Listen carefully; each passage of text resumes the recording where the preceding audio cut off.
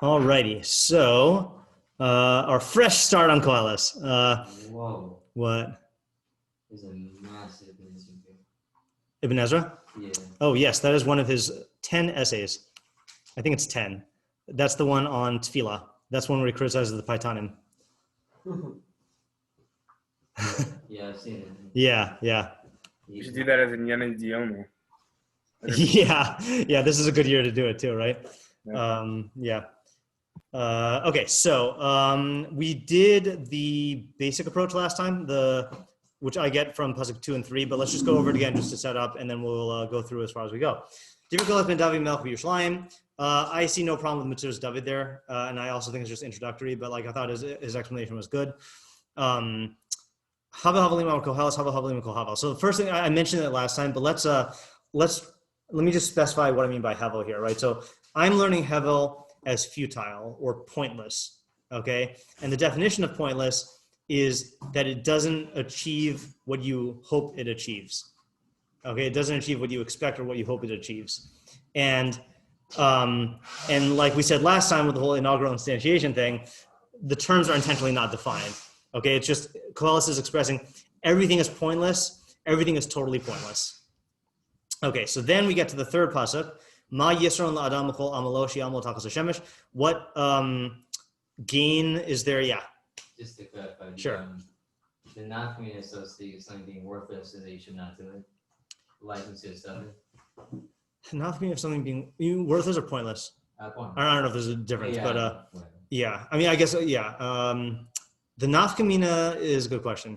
I mean, I guess that's kind of the central question of the book, right? Is that if you keep on striving for a certain thing to try to attain something, and then it doesn't turn out like that, so then it throws into question, why did you do this in the first place? Or like, why are you doing anything similar to it?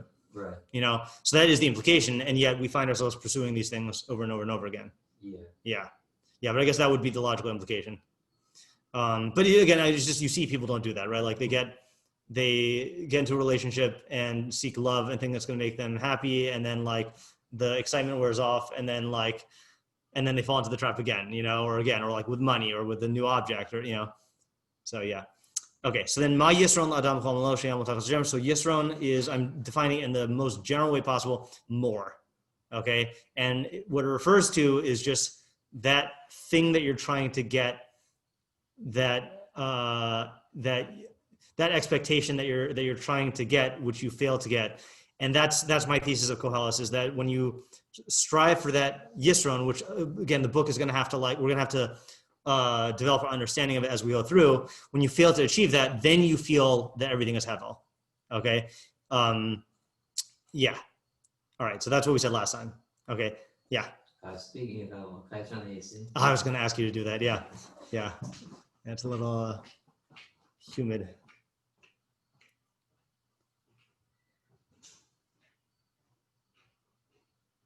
Weird. It's not like hot temperature wise. Yeah. It's not bad, like outside, but I feel like it gets like really. Okay, so now we get to our quadruplet of psukim. Oh, and in terms of takas hashemesh, I don't actually have a pshat on that because, like I said, it seems like this pursuit of yisron can apply even to things that are above the shemesh or beyond the shemesh, as he says later on. Because like there are psukim where he's talking about chachma, and he said he has this letdown, you know. So yeah. Can I ask my Melbourne Ibn Ezra question? Sure. I didn't realize that you were asking that about Koheles. So they were asking about Mishlei. I realize this is more of a general question. Okay. Should I set forth your premises, or you want to ask the question and then I'll fill in the premises as needed? No, why don't you ask the question? Well, I mean, I think you can probably express it better because it's based on the spectrum that you described in the blog post. I'm asking like where you follow it. Oh, okay. So you know what? Let's save that for the end in case we have time, because I don't think it's going to be necessary for what we're doing right now. Okay. So all right. So then we get to our quadruple. So in other words, in terms of takas hashemesh, I don't know what that means, and for all I know, it could just be like during lifetime. You know, like on, you know, while you're on Earth. All right. Now we get to the quadruplet of psukim here. Okay. Dor holech v'dor ba v'haaretz la'olam amades. And A generation goes and a generation comes, and the earth lasts forever. V'zarach Hashemesh v'Hashemesh v'Elam kol Moshe Rabbeinu. We don't need to translate this again because we already did this. Although I am learning the Vav as not referring to the sun or the desire. I'm learning as the wind. So for Vav, Holech el Darom v'Sovev el Tafon. It goes to the south and it circles back to the north. Sovev Sovev Holech haruach. Round and round the wind goes. V'al Saviv osav shav haruach. And on its round the winds go. So the question is, what are these 4 psukim doing here? And I think that the only guidance we really have, I mean, I think everyone interprets it this way, is like this has something to do with the theme that was set forth in psukim 2 and 3. So I'll give you a hint in terms of like to figure it out. I took a note from the Metzudas David and said that these are allegorical descriptions that are fleshing out an idea that stems from the theme. But since I learned the theme differently than he does, then I learned the allegory differently. So I think this has to do with Ma Yisron Ladam Chol Moshe Hashemesh, and then people who are driven by that pursuit find Hava Havalim Amar Koheles, Hava Havalim Kohavel. So any ideas? So what is your Yearns. Yeah, it's personifying the wind. Oh, sorry, the sun. I mean, personifying the sun. Right, so the sun rises and the sun sets, and to its place it yearns to shine again.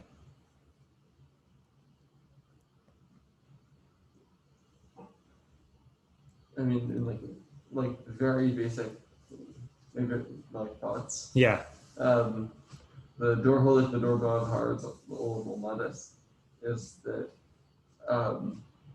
you like you feel like you feel like you have like a lasting existence, but yeah, you're fleeting and if you like think about it relative to like the world. Yeah. Like okay. Yeah. So that I think that is the shot that it's talking about the fact that everyone dies. Right, and that unlike the Earth, which does last forever, I'm not learning it like rhetorically, like Metzudas David tried to do, right, as a question.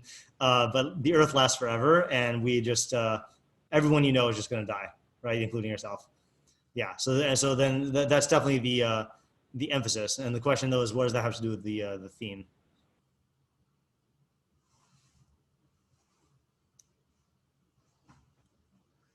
That any pursuit that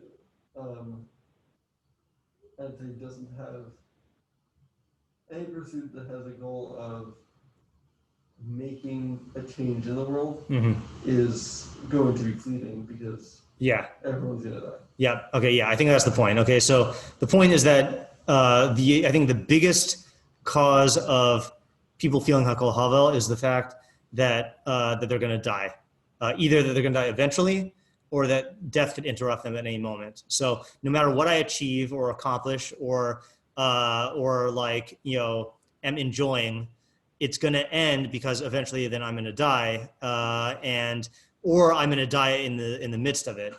And because of that, then why I'm like, then what's the point? And I'm not saying that that's rational. I'm saying that that's what bothers people. The fact that like, that they're going to die and then that's it, you know? Again, you see this mostly, I mean, he's going to go through this in detail, but like you see this a lot with the more accomplished a person is in terms of building up like some form of fame or some sort of like, you know, reputation, you know, whatever, fame or like legacy or something like that, then like they become very preoccupied with the fact that like they're going to die and then what's going to happen to all this, or what did I spend all my life for doing this, you know? So that's like, that's the big source of the big Yisron killer. Okay. So just to pave the way, so I learned all these 4 psukim. These are 4 causes of why quests for Yisron end in a feeling of hakol havel. So this first one is the reality of mortality. And then the other 3 are going to be allegories. Are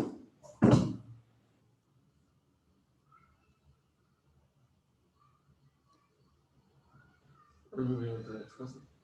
Yeah, hey? Yeah. So this one, I think, actually works out according to the Metzudas David's approach, okay? That in fact, I got it exactly from that, but it was without all the Galgal Hayomi business, okay? that again, we're personifying the sun here, right? So the sun wants to shine, okay? So pretend you're the sun, okay? And your job is to illuminate, okay? To illuminate the nice people below, right? So you are illuminating them, but then what happens is that you are forced to, well, the earth really forces you, yeah. The earth moves away those people that you want to illuminate. And yeah, you can say, yeah, you're illuminating the other people also, but the sun really wants to illuminate and provide light for as many people as possible, but it's forced to set, so to speak, you know? Relative to each person, Yes. it's setting. Yeah, right. It can only illuminate one hemisphere at a time. And so that's the mashal. So the nimshal is that your quest for Yisron, or your quest for like this thing that's more, is thwarted by external factors. Okay, that you're in the midst of, striving for, you just opened a business and you're eagerly anticipating your profits, and then COVID hits and you have to close your restaurant, or you are, you build your whole life around getting to a certain like Ivy League school, and you place all your hopes and ambitions on that, and then you don't get in, or you are any number of things. I mean, that's really the book of Mishlei, of like all of the things that thwart the efforts of the fool. Because I mean, I'm not saying this has to be foolish, but like all these external factors that the Chacham tries to account for. First of all, the Chacham can never control all the factors, or can never anticipate all the factors. There's always something that can interrupt him that he couldn't have foreseen or couldn't have controlled. And then the fool is in an even worse position because he's not even like looking out for them. So that's factor number 2. Okay, 6. There's a puzzle 6. The third factor, you got to be a little creative. So the wind goes to the south and it circles back to the north. Round and round the wind goes, and on its rounds the winds go. How do you feel like sharpness difference? Returns. I mean, so the image you're getting is like the wind whooshing around. It doesn't have like a specific destination. That's interesting. So I'm curious if you could leverage that into an explanation of the pursuing Yisron, because I feel like that's like the opposite of pursuing Yisron, like that you're directionless. Well, you can be like wanting to like go and like try to go further, but without having a specific objective, and so what you want, it always ends up being like a further Yisron.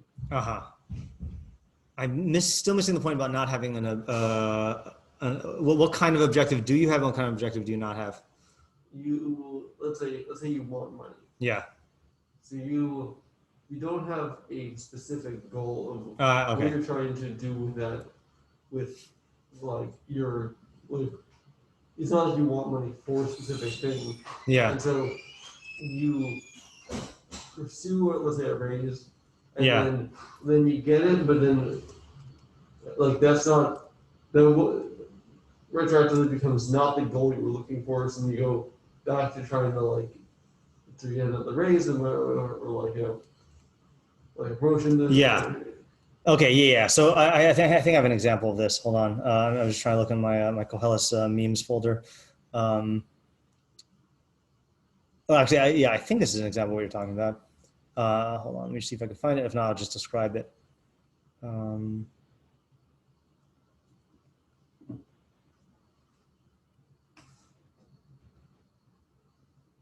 no.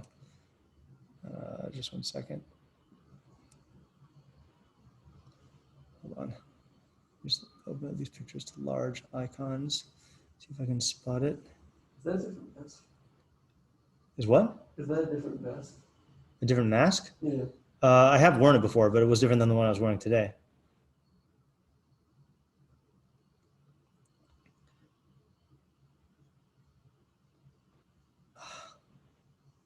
Can't find it. It was an Onion article, and they're good at their wording, so this is not going to be as funny as it actually was. But it was like the headline, like it showed this picture of this like bodybuilder in a gym with this very perplexed look on his face. And the headline said, "Bodybuilder strong, now what?" You know? And like, you know, so like he was thinking in terms of like, he had this like goal, like I gotta be strong. And then like, but didn't bother to think about like what to pursue afterwards. Is that like yeah. Okay, that's interesting. I like the idea. Does it fit into the muscle? I mean, I know you're trying to say that there's like a certain aimlessness to it, but the feeling I get from this is it is going to the south, and then it's going to the north, and then it's going around and returning. So it's not like aimless; it's more like cyclical, you know? Yeah, no, what I'm saying is kind of like this. Yeah, is better described by that. Uh-huh. Okay, so yeah, I no faults with it. I just had a different interpretation. Yeah. I guess I'm just to like rephrase it. Yeah. It's things where you don't have a specific point where your pursuit is going to end. So, but there's lots of like intermediate steps, and so you pursue an intermediate goal. You reach it, you're satisfied for a little bit, then you go back to wanting another goal. And then Okay, so I think we're actually going to end up in the same place. So the way I interpreted it was, yes, yeah. So again, I don't know. This is a little bit based on, again, we're assuming here that Koheles was not operating based on scientifically up-to-date facts here. Okay, so I'm just going with like a common sense interpretation of the wind. And I feel like back then, even they had this idea of like how, even though they didn't understand how air pressure and stuff worked, then like wind rushes to fill a void, you know, or what we would say is to, I guess, to balance. I don't know, even know the precise science, but like if there's a high pressure area and a low pressure area, then it'll rush to fill the low pressure area to attain like equilibrium, right? But wind rushes to fill stuff. So if you picture the way that the wind goes, and again, I'm just going based on this like common sense approach here, that like you have, you know, air, you have like space over here, the wind rushes to fill that space. But then what happens is that it changes the balance of the wind over here. So then the wind goes back. And it's just this endless like cycle of whooshing wind. When I teach this in class, there's this really cool thing called the wind map, which is a, actually what I can display for the people here and then just show it to you here. I think it's based on actual data. Wind map USA. Yeah, so let me share this. Hold on. I'm not going to turn this around, but if you want to like just sneak behind me for a second here. And I assume that there are things like that on that show the whole world. So like this is, I guess, based on real data showing the wind patterns, and you can hover your mouse over it to see how fast the wind is going and in what areas. Wow. You know. I don't know if it's live. It's probably based on averages, right? Or something like that. I mean, I've tried to remember to look back here when there's like a hurricane, but I don't remember what I saw. I'm getting a chat. Hold on. Oh, Ezra found the bodybuilder article. Excellent. Yeah. Search was the onion bodybuilder. Yeah, good. Yeah. It was funny. As in my Koheles folder, I found a thing that said Koheles onion, but it was actually about an onion. Yeah, bodybuilder. Oh, I got it right. Bodybuilder strong, but now what? Yeah, that's basically the headline. Yeah, and the article says, oh, hold on. Yeah.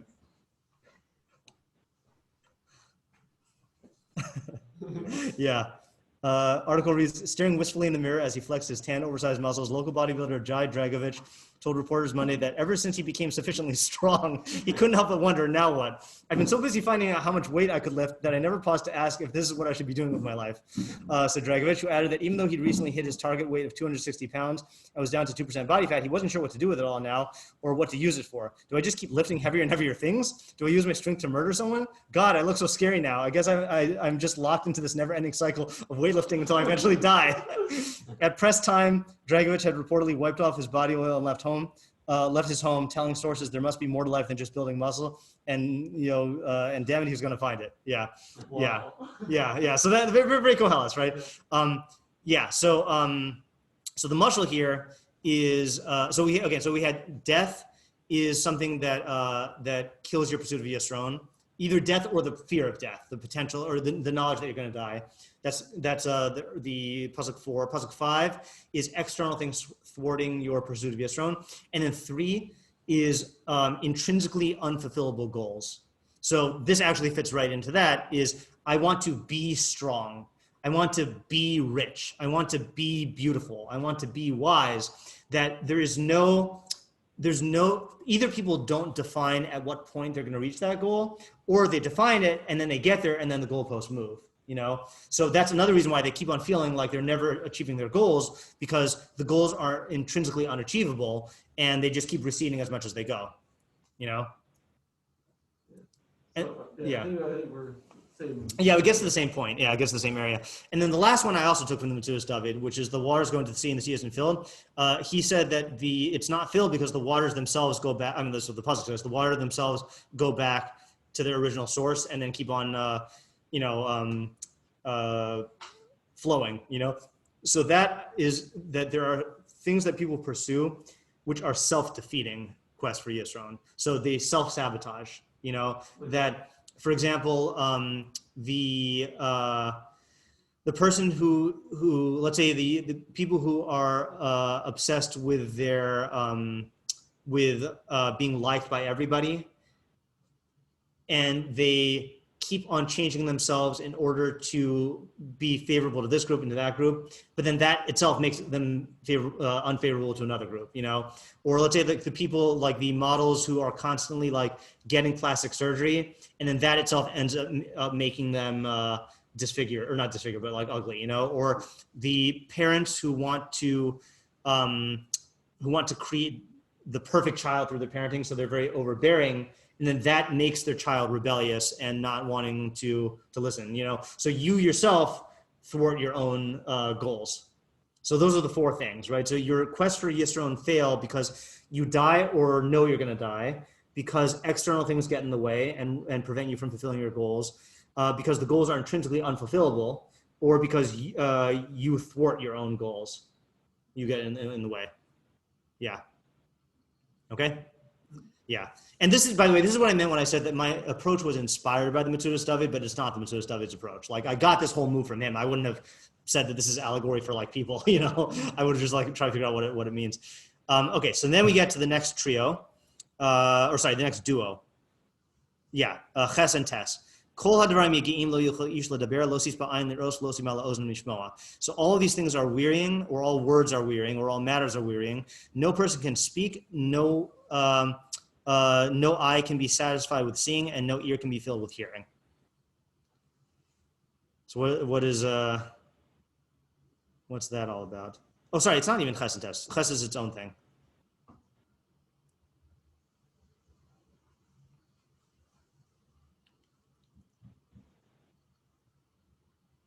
What do you say there?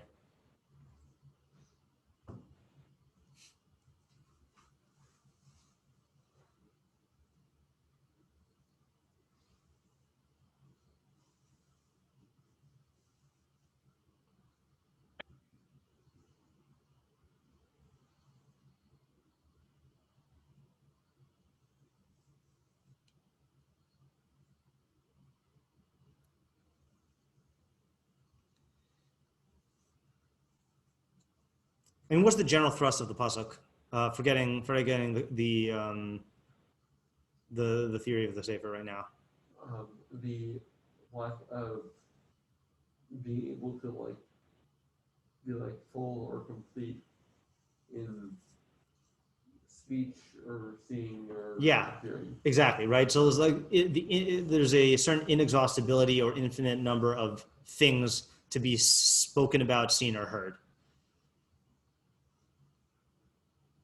It sounds like you can't satisfy yourself with either though. Okay, so one approach to take is that this is a continuation of talking about the inability to attain Yisron. You know, that you can't that you just can't get what you're looking for.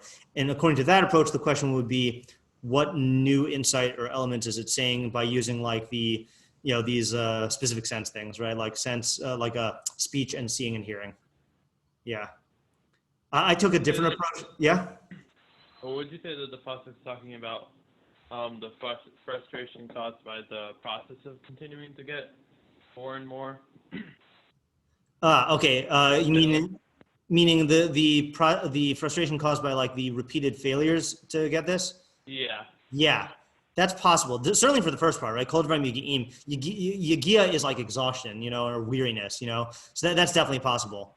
But then I don't know what lo yuchel ish ledaber, lo sispa ein liros, lo simel ozim yishmol. That sounded more like Isaac was saying of the you can't get your fill, which is a weird thing in terms of striving to attain a goal. Like Right. I would think like you're stuck in this process and you can't ever finish the process. You're going to continuously be trying to fill your eyes and your ears, but you're continuously just dragged along. Okay, yeah, I think that's a good shot. By the way, I don't know if I like my shot. I'll say what it is, but I don't know if I like it. So I actually got this from Sadi Gon's Hakdama to Mishlei that we did, where he says that. I thought of it based on that. Is that in his Hakdama to Mishlei, he says basically that all people are drawn to to pursue immediate pleasure and avoid immediate pain, and those are the two primary instincts in man. And then he says the number of examples of this is infinite, but we're just going to mention a few. So what I was thinking is that this is not a comment about the phenomenon of man's drive for Yisron, but about the number of the number of particular examples of this phenomenon. In other words, there are infinite ways in which people try to pursue Yisron, and it would be impossible to write about all of them or to list all of them, or see all of them, or to hear all of them. It's just an infinite thing. And the reason why I went in that direction is not because of Sadigon, but because of the remainder of the intro. Because now he says, so again, clearly, okay, so you can take this as a statement objectively about the world, that there's nothing actually new. But I think this means that this tendency to drive, this drive for Yisron and the inability to attain it is something that has always been and always will be, because it's part of human nature. It's just the way that the psyche is built. Okay. And yesh davar sh'yomer re'ezeh chadashu. Okay, now let's see if we can interpret that. We'll go back and get those 4 psukim at the end, but there is a thing that, yeah? Well, I have a question on how you're interpreting this main topic. Yeah. I guess where you're bringing in Yigayim, because you're mentioning that there are many, but how are they wearying? Yeah, so I'm learning Devarim as words. That all the words are wearying. Lo yish ledaber, a person couldn't say them all. Meaning, if you ask someone, hey Shlomo, can you list all of the things that people try to pursue and then don't attain? Then he would get tired of speaking, and you would get tired of seeing examples, and you would get tired of listening.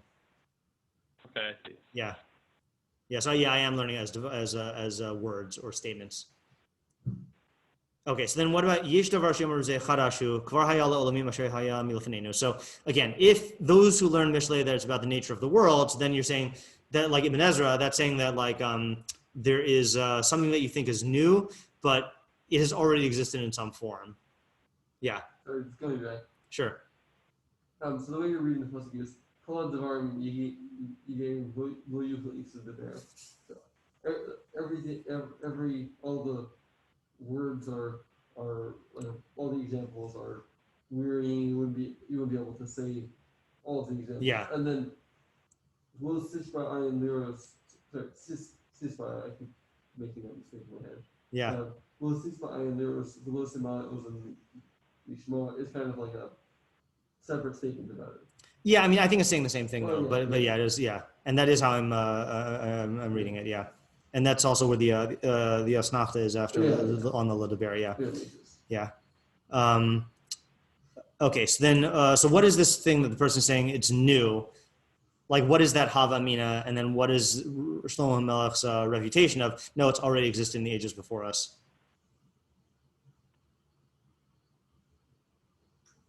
Maybe there's a new path that's not using. Yeah, right. Yeah, so I think that's the thing, right? And I think we talked about examples of this. Is that there are things that a person will say, okay, yeah, in the past when people tried XYZ endeavor, then they didn't get what they expected, and like they fell into the Yisron trap. But this thing will allow us to escape that, you know. So like the first example of this, I think, not the first example, but one of the early examples that Chazal talk about is Noach, when Noach was born, right?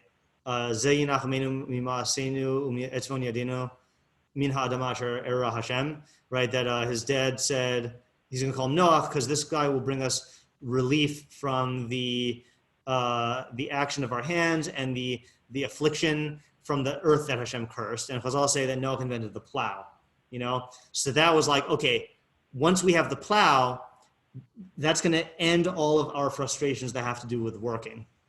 But no, then you just like, now you get frustrated with the plow, you know, and like you want something else, you know, or like, yeah, right, Wi-Fi, right. Or like you know, when, I mean, I still have vague memories, I guess not so vague, but like when I was in middle school, there were still like science fiction-y people still talked about like if only all information was accessible at all times, then that would solve like problems of ignorance and like people would be more attuned to the truth. And then now we're in this situation where you've got too much information. Now the problem is people don't know how to sift through it and evaluate what's real and what's not, or people don't make recourse to the information even though it's there, you know?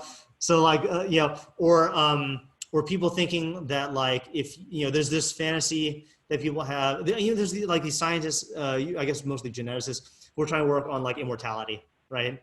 As if that's going to solve all the problems and not just create way more problems, you know? So I think that's right. Yeah. And that's really what they're trying to tackle. So I think that's the type of that's the type of davar chadash that they're saying, a davar chadash that will allow us to either achieve the thing that we were seeking or like avoid falling into the trap of even trying to seek it. And like, that doesn't work because you can't escape human nature. Like, you know, well, I guess that's going to be an open question in the book is, does he give you a way to escape this nature? But like, you can't do it through inventing new things, you know? Yeah. Okay. Or like another one, like, you know, you see the striving, I mean, this is not just physical inventions, but like, you know, the world has been moving towards a state of viewing, of like recognizing human equality, you know? But like, even in that, like first of all, you're either not going to reach it because to the extent that you say, like, let's say like people no longer judge people based on skin color or gender or whatever. So then height's going to be a thing, or then like eye color is going to be, you know, you're always going to find differences and those differences will be interpreted as inequalities and you're going to keep on getting into that cycle. So like, don't think you can be in a world where everyone views everyone as equal, you know? So like, it could be like ideals as well, not just like physical inventions. Also, I think like thinking that like there's, if he's used as sort of like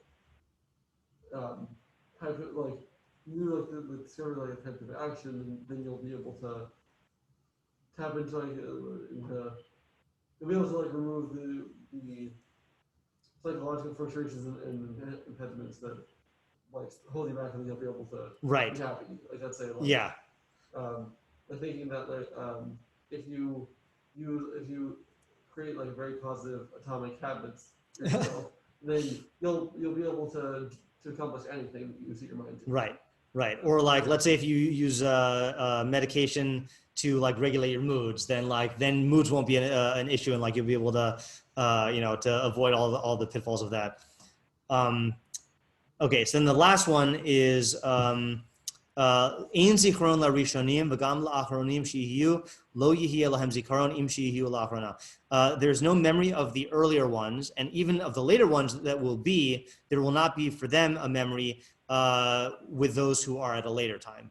So what's the what's that about? What's the idea there?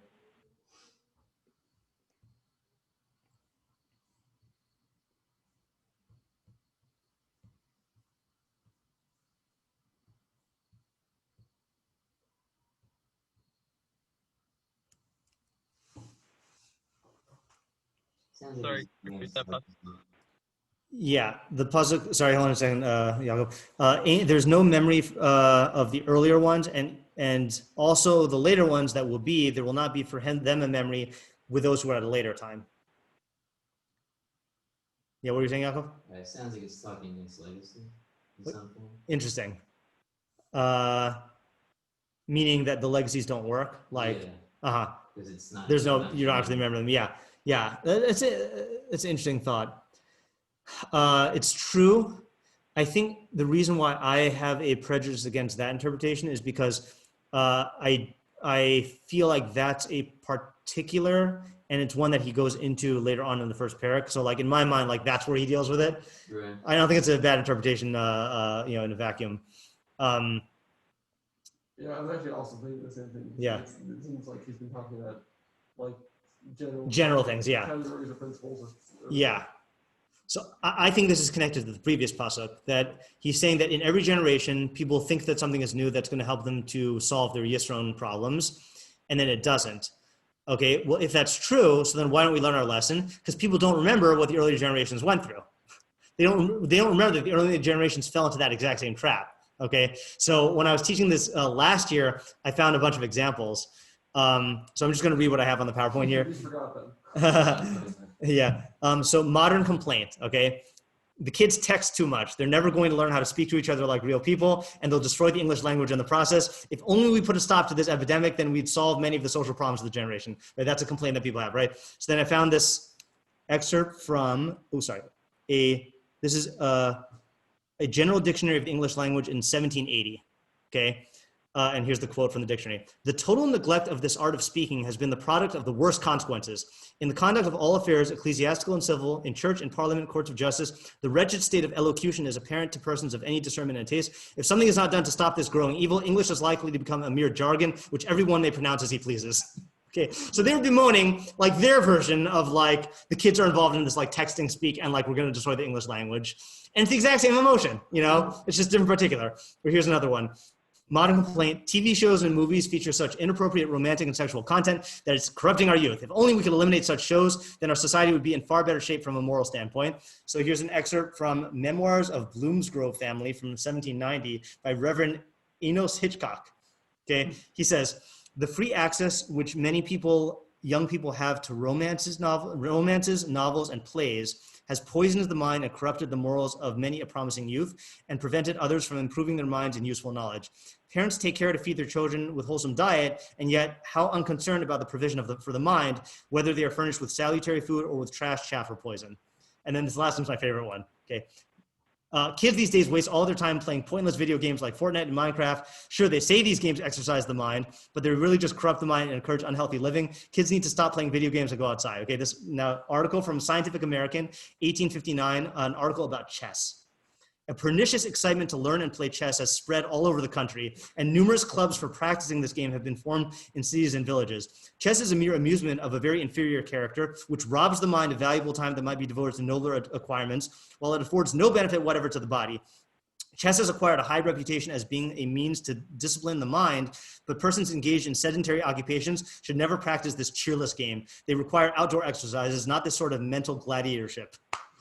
Okay, so exactly the same emotions. And there was another one also which I didn't include here, but it was like people who criticize this generation for selfies, and so there was some meme floating around, I probably had it on my computer, saying like, yeah, things were so much better in the olden days when I would hire a painter to come and paint a portrait of me surrounded by all my possessions. Like it's the exact same thing. It's just a different, different particular. Hold on a second. Tomorrow's sending a comic that is reminiscent of the quotes.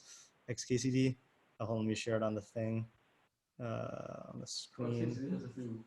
Yeah. Yeah. The art. Hold on a second here. This is it's a long one. All right, so I'll take a look at it later. Yeah. Yeah. So that's what I think it means, is that there's this feeling that like, no, the thing that allows you to fall into the trap of saying yesh davar shyomer re'ezeh chadashu. The thing that allows you to fall into that is because you don't remember that your grandparents went through the exact same thing, and if you did remember that, then you'd realize that this is just human nature and that you're going to do it again, and then you'd be more on guard against doing it. You wouldn't be so quick to say, oh, this new thing's going to solve all of our problems. I had this back when I was more. No, I'm still as rebellious. But we had to write a grant. Not write a grant. There was a grant to give our school smart boards. This is a while ago, and in order to earn the grant, then there had to be like 3 teachers who would make a certain number of smart board lessons to send to the smart board people and make them like designed for smart boards. So I'm really against the use of educational technology for its own sake. Like, I feel like there are people who believe that if we just have the right technology and like force everyone to use it, then it's going to make learning like super, I think educational technology should be used when it's in line with a particular usage that is dictated by like need or based on like style, but not like forced onto people. So I made my whole smartboard lesson on how people think that smartboards are going to solve all their problems, as teachers, and yeah, we got the grant, so I guess they just didn't read it. But yeah.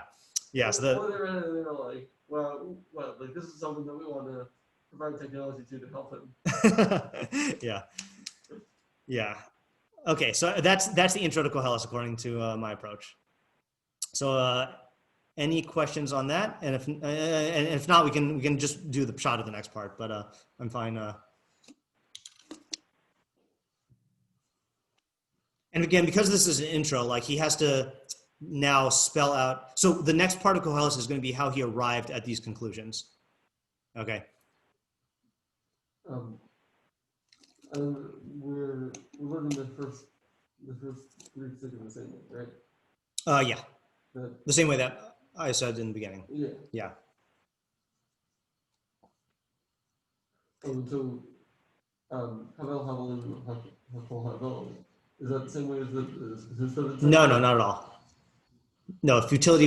First of all, the translation is different. Yeah. And then I'm learning that the only person who concludes that is a person who's saying Ma Yisrael Adam B'chol Amaloshi Amatafas Hashemesh. This is what someone is remarking. Yes, this is what someone's remarking, and it's the person who is plagued by the drive to chase Yisrael. Yeah. So it's not an objective statement about reality. It's what that person says who's in the grips of this. Yeah. Also, another thing I like about this approach is, I haven't learned through the Mitzvahs David on everything, but I feel like he is learning the book about a particular Yisron, which is accumulating possessions. So I feel like maybe he'll get more out of the Pesukim in terms of the particulars of that, but I feel like his approach is contained within my approach. It's just a particular example. Or at least the phenomenon that his approach is about is contained in mine. All right, should we read the next part and raise the questions? Yeah. Okay. Ani Koheles, Hayisi Melech al Yisrael b'Yerushalayim. Okay, so now, again, according to some, this is where Shlomo himself started writing, and the first part was like another author. According to others, it's just like this is like the beginning of the book proper, whereas the first part was the intro. Okay, I mean, he is speaking in first person here. I'm Koheles, I was king all over Israel in Yerushalayim. Slightly different than the first part. Side comment here, there is a machlokus about when Shlomo wrote each of his books, and it's an odd machlokus. So one Shita holds he wrote Shir Shirim in his youth, Mishlei in his middle age, and Koheles in his old age. And the explanations given, I forgot where this midrash is quoted from. I feel like Meiri quotes in the beginning of his book. Oh, you know what? I can read it. I forgot I brought my Meiri. I don't think this is available online, so I can't bring it up on the screen. Okay, the Meiri. Oh, no. It's in his Hakdama to Mishlei. Do we have a Torah time? Oh, we have a Meiri on Mishlei here. Yeah.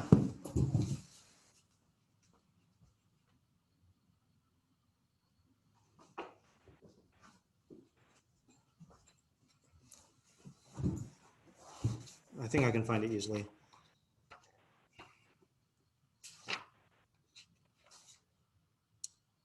Why is the person curious in the past? That's what I'm responding to. Oh, Yeah. Oh, here we go. Yeah, that's what I was. Yeah. That's what reminded me of this point. See, Isaac, if this were my edition, I'd have it all nice and highlighted so I can see where the point was. I would have a book out there and I'd be able to. Yeah. You just imagine if I put a book dart in everything in Sefer Mishlei that I that I wanted to remember in the future. I think you physically wouldn't be able to. I think so. Also, the book would be too heavy. Yeah, but also, Wizard can point to like that line takes up kind of like half the lines of half of a line width on either side. Yeah. So Yeah, you would be able to do it on every single line. Yeah. Okay. Let me. Okay. So the first part of the Hagdama is a little interesting because he goes through the which of Shlomo's books were written with the Ruach HaKodesh and which one is just Chochmas Shel Shlomo. So okay, I'm skimming here. Sorry.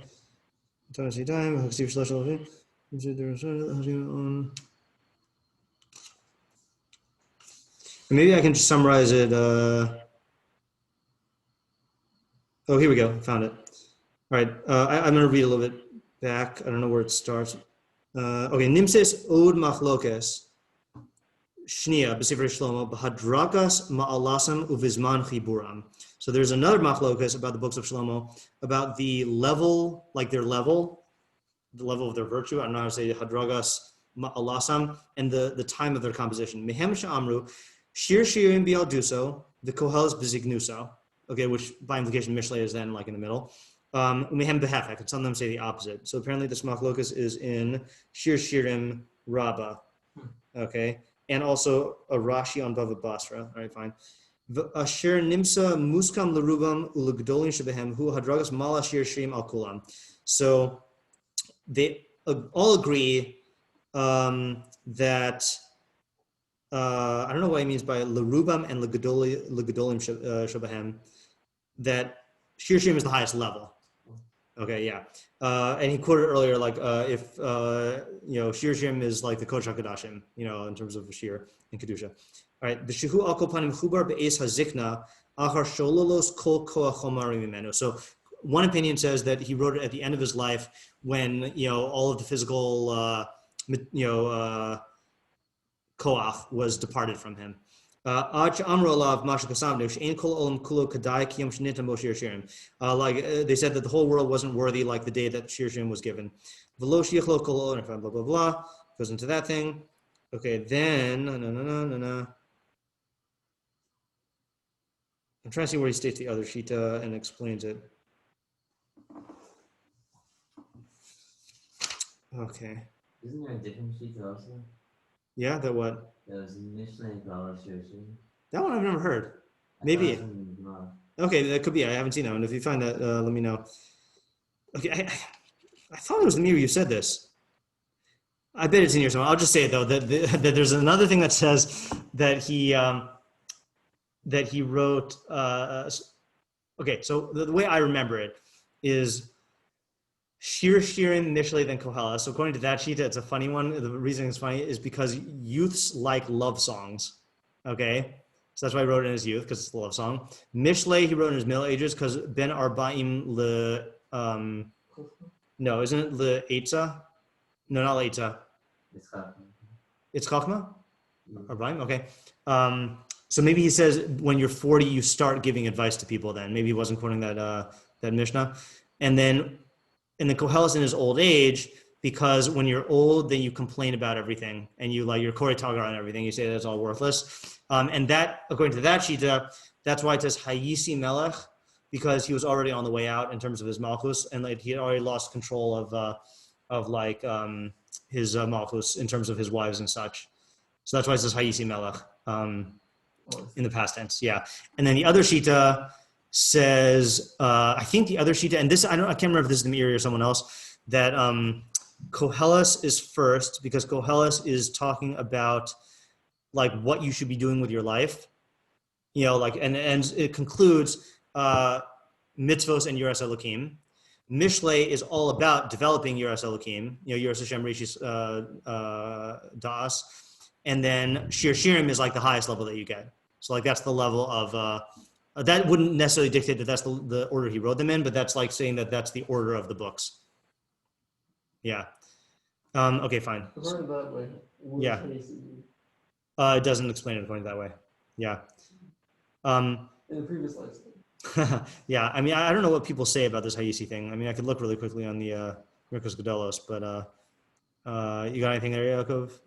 But yes, and I just say he lost his malchus. Oh, okay. So then that would be at the end of his life then. Well, on some say he got it back after. Oh, Oh, it's like When- Ashminar. oh, that losing of the Malchus. Yeah. The teams. Right. Yeah. All right. I'm not gonna look through this now, but if I find something I can later. Oh, you know what? It looks like Metzudas Tzion. That would be a good simple interpretation. Hayisi, davar hahove nofo b'lashon avar lashon asid. Yeah. Very good. Right. So something that is in the present, you can speak about it with past tense or future tense. Kamoshin emar v'halchu bana v'gomer kaha yase Eov. Yeah. So in the same sentence, it says about Eov that his children went and did this. Kaha ya'ase Eov, and that's what Eov will do. But it just means that this was their practice, that their kids, his kids had the routine of doing this, and he would have the routine of doing this. Yeah, that's the simple answer. Yeah. Okay. Oh, you know what? Yeah, let me just talk about that now. Before we read on, now I can answer your question. Yes. Yeah. I was like, Okay, so this is a side point that I wrote an article about. There's basically two different approaches in the Mefarshim, or two ends of the spectrum. There is the Malbim and Rav Hirsch, who I view as associated, that they explicitly say, I mean, certainly the Malbim explicitly says this, and I think Rav Hirsch does also, that there's no such thing as synonyms in Hebrew, right? I mean, obviously there's things with related meaning, but every single word choice is like essentially like essential for the idea, and that there's no such thing as repetition in any Tanakh. You know, like if it looks like it's saying something similar, it's really adding a new point. You know, and they're very insistent on that approach, and they get wonderful results. Okay, and you've got famous Malbim.